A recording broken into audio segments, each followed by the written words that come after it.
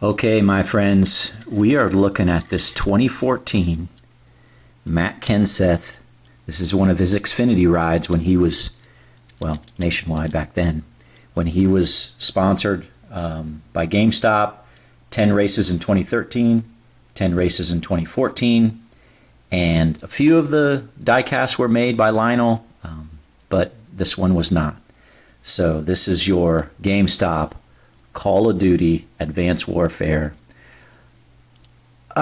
Probably one of the most difficult paint schemes to make because you've got white, you've got gray to paint, spray paint, and then you've got your black across the trunk, the roof, the hood, and very difficult. And the gray is across the front here. So this is a difficult custom to make, no doubt about it. Decal set comes with the transition decals that go from the gray to the white. You can see it's not the best, but it is what it is on both sides there. And then you've got, well, white across the back, black spoiler, right? So where I'm at with this thing is the decal set comes with everything except it doesn't come with the fuel door. So I've got that here from just a lot of different spare decals that I have that I keep from various sets that either I'm junking, I won't say junking, or I'm just not building, or they're extra decals. But yeah, this is what I need to put on next, is this fuel door decal.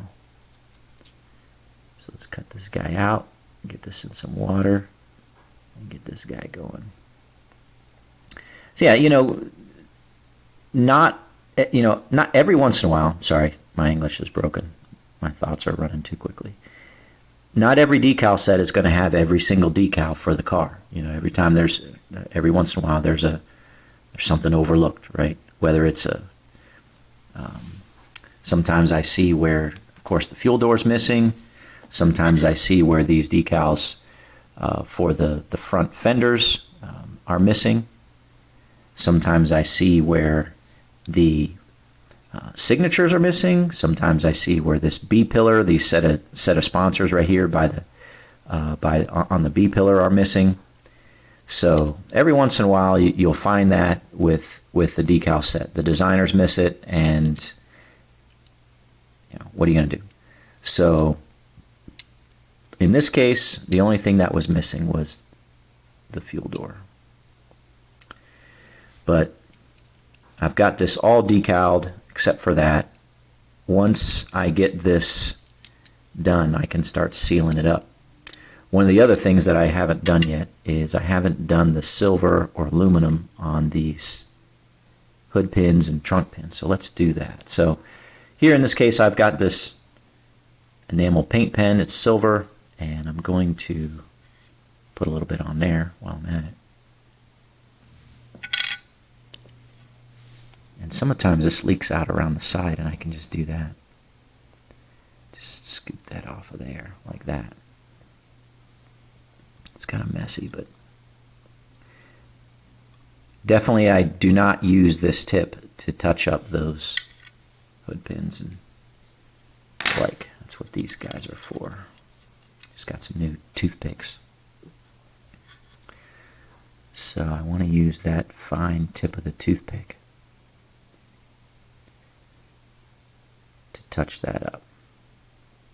Sometimes the decal set will come with the tiny, tiny little decals for the hood pins and the like, but I'll use them if there's like no raised area on the body of the diecast, because it's just nice to put the decal over a flat surface.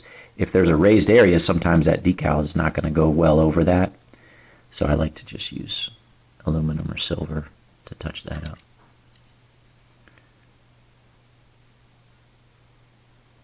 Not really doing much, just getting a little color on there. So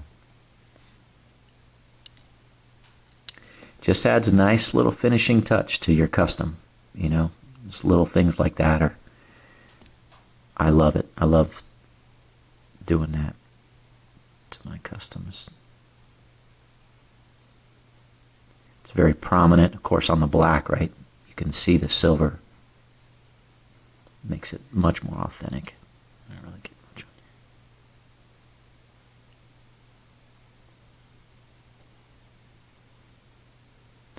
The hard part is trying to get them all to be the same size.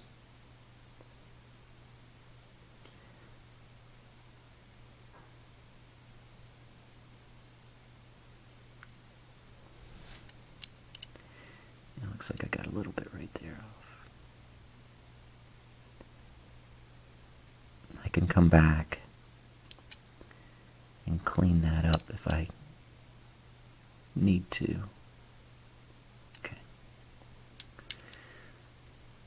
That's that.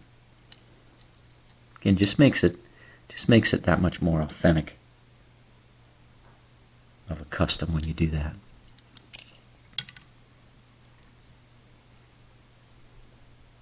And I got way too much, so well.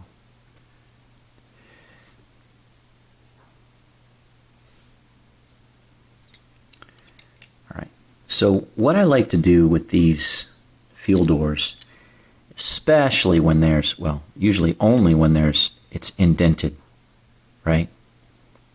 So what I'm going to do is I'm going to drop this guy on there. Should get it going the right direction. I think that's right. And we are going to get some microsole.